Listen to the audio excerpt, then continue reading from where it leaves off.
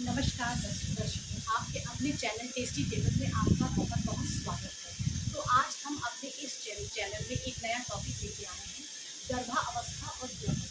तो आज हम बात करेंगे कि गर्भावस्था और ग्रहण का आपस में क्या संबंध है, हमें डरना चाहिए, नहीं डरना चाहिए, किन चीज़ों को मानना चाहिए, किन चीज़ों को नहीं मानना चाहिए। ये सारी चीज़ें हम गर्भावस्था के बारे में और ग्रहण के बारे में आज हम देखेंगे। गर्भावस्था के समय ये कहा जाता है कि ग्रहण हो रहा है, तो तरह तरह से बचना चाहिए, खाना पीना नहीं चाहिए, कहीं जाना नहीं चाहिए, घूमना नहीं चाहिए, घर में ही बंद रहना चाहिए।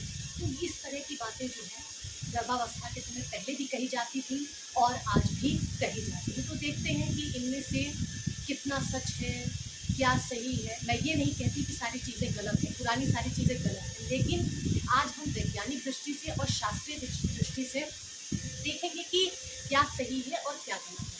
तो पहले देख लेते हैं कि सूर्य ग्रहण क्या है। तो जब सूर्य और चंद्रमा के बीच में जब सूर्य और पृथ्वी के बीच में चंद्रमा आ जाता है, तो सूर्य का सीधा प्रकाश पृथ्वी पर नहीं आता है, तो ये सूर्य ग्रहण कहलाता है।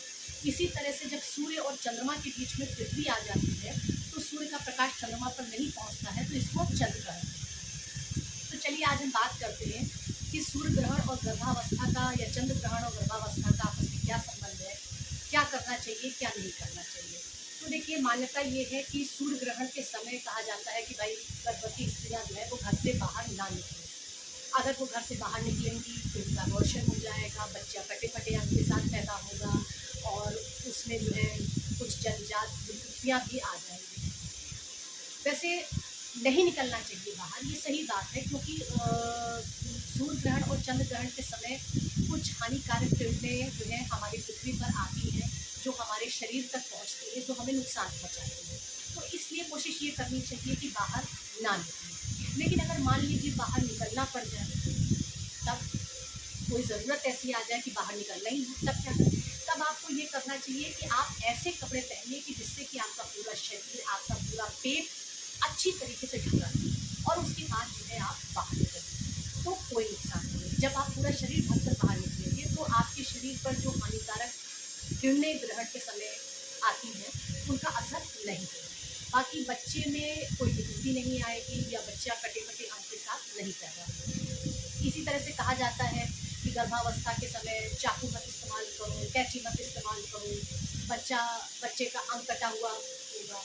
तो देखिए, ये सारी चीज़ें उस समय कही जाती थी जब हमारे समाज में बिजली की व्यवस्था नहीं थी, बिजली की व्यवस्था नहीं थी, तो इसीलिए मना किया जाता था कि धारदार चीज़ें मत इस्तेमाल करो। क्योंकि ग्रहण के समय भाई हल्का फुल्का अंधेरा हो जाता है, सूर्य ग्रहण के समय तो काफ़ी अंधेरा हो जाता है और चंद्र ग्रहण तो अंधेरे में होता ही है, तो इसलिए मना किया जाता था। क्योंकि अगर आपका हाथ कट गया या कहीं घाव हो गया, खून ज़्यादा बह गया, तो उस समय पुराने ज़माने में बहुत अच्छी मेडिकल फैसिलिटीज़ नहीं थी, इसलिए मना किया जाता था। अब घरों में बिजली की व्यवस्था है, तो आप ये सारी चीज़ें इस्तेमाल कर सकते हैं। इसी तरह से कहा जाता है कि गर्भावस्था के समय अगर ग्रहण हो रहा है, आप कुछ खाइए पीजिए नहीं, बिल्कुल बिना खाए पिए रहिए, ये चीज़ें सही नहीं है। गर्भावस्था के समय तो आपको हर 2-2 घंटे पे खाना चाहिए, तो खाते पीते रहना चाहिए। जो चीज़ आप खाती हैं आप उसे खाइए और लिक्विड डाइट ज़्यादा लीजिए। इससे क्या होगा कि आपको एसिडिटी नहीं होगी, डिहाइड्रेशन नहीं होगा और ग्रहण के समय खाना पीना बिल्कुल बंद नहीं करना चाहिए। पुराने समय में ऐसा था कि टॉयलेट घर के अंदर होते ही नहीं, बाहर जाना पड़ता था, खेत में जाओ, मैदान में जाओ, जंगल में जाओ। तो इसीलिए मना किया जाता था कि ना खाएगी गर्भवती स्त्री, ना घर के बाहर निकलेगी। क्योंकि अगर घर के बाहर निकलना पड़ा, कहीं से ठोकर लग गई, वो गिर गई या कोई हादसा हो गया उसके साथ, तो उससे गर्भपात होने का खतरा रहता था। तो इसलिए मना किया जाता था पुराने समय में कि आप मत खाइए पीजिए।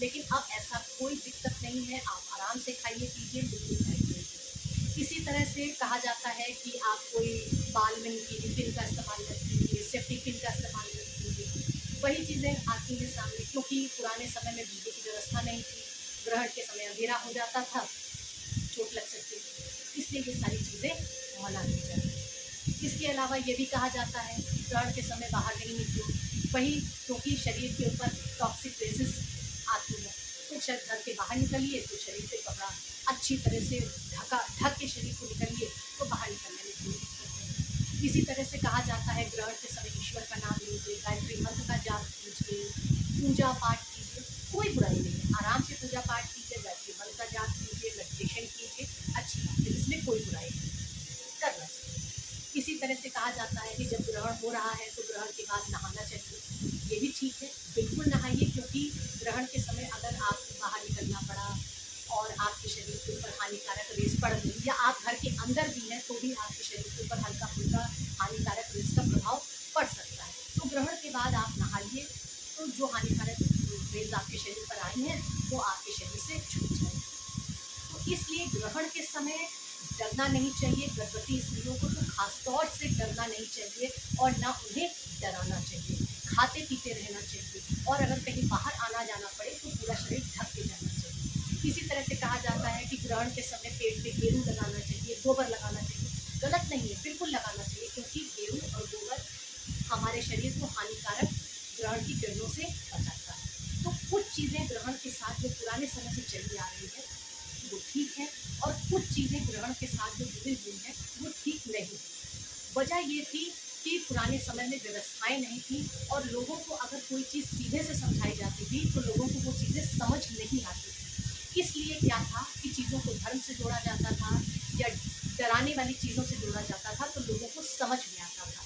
इसीलिए पुराने समय से जो चीज़ें चली आ रही हैं वो आज भी चली आ रही हैं। लेकिन काफ़ी चीज़ें ऐसी हैं जो सही नहीं है, और काफ़ी चीज़ें ऐसी हैं जो आज भी ग्रहण के साथ सही है। जैसे नहा लीजिए, पूजा पाठ कर लीजिए, घर के बाहर निकलिए, शरीर ढक के निकलिए। ग्रहण के समय बराबर गर्भवती स्त्री को खाना पीना चाहिए और लिक्विड डाइट लेनी चाहिए। डिहाइड्रेशन नहीं होना चाहिए, एसिडिटी नहीं होनी चाहिए, क्योंकि अगर आप खाएंगी पिएंगी नहीं तो आपको एसिडिटी होगी, डिहाइड्रेशन होगा, आप डॉक्टर के पास जाएंगे तो उनको फिर आपको ट्रीटमेंट देना पड़ेगा, और ये कहा जाएगा कि लोग जो है ग्रहण हुआ इसलिए दिक्कत हुई। तो ऐसा कुछ नहीं है, खाते पीते रहना चाहिए, आराम से रहना चाहिए, पूजा पाठ करिए, नहाइए धोइए, बाहर निकलिए, शरीर ढक के निकलिए। वैसे कोशिश ये करिए कि बाहर ना निकलें। बाकी चीज़ें जो है वो हम लोग अब पढ़े लिखे हैं, हमारे पास सुविधाएं हैं, देख के समझ के चलना चाहिए। बहुत सी ऐसी चीज़ें हैं जिनके ऊपर आंख बंद करके विश्वास नहीं करना चाहिए, लेकिन ये देखना चाहिए कि क्या सही है क्या गलत है, और उस हिसाब से चलना चाहिए। तो आज जो मैं ग्रहण और गर्भावस्था टॉपिक आपके सामने लेकर आई हूँ, मुझे आशा है कि आपको ये टॉपिक पसंद आया होगा, और अगर आपको ये टॉपिक मेरा पसंद आया, मेरा द्वारा दी गई बातें आपको समझ में आई हैं, तो मेरे चैनल को लाइक शेयर और सब्सक्राइब कीजिए। थैंक